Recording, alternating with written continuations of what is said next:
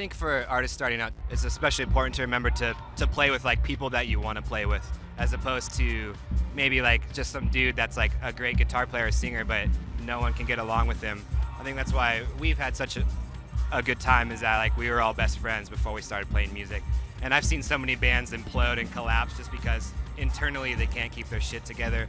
So I think doing like what you love with people you love is like a good start to a recipe for success. Just be yourself. Don't compare yourself to anyone else. Don't worry about timelines in your life. Just do you, be honest to yourself, and always strive for the realness that makes you feel alive, you know what I mean? And never compromise for that, and eventually, hopefully you'll find your way, and that happened to me one day, so that was good. That's awesome. That's beautiful. We've got the pleasure of meeting bands that really inspired us and bands we really looked up to, like even like Phoenix. We played a show early on in 2010, and we opened for them and a bunch of other bands, and they were just the nicest guys. And they would, we'd walk down the hall after we talked to them for a while, and then every time we passed them, they would just stop and like say what's up or anything. And to us, being, we were like 18, it was like our first arena show.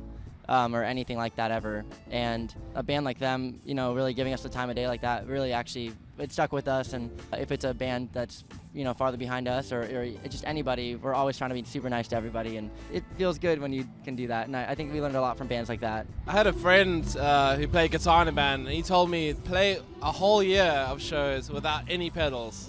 And I thought that was pretty good advice for young guitarists. It's like, because you rely on so much stuff to get sounds, but like if you don't learn to actually play your guitar and what that means, and the dynamic of it. So that was pretty good advice, I thought. That is, yeah.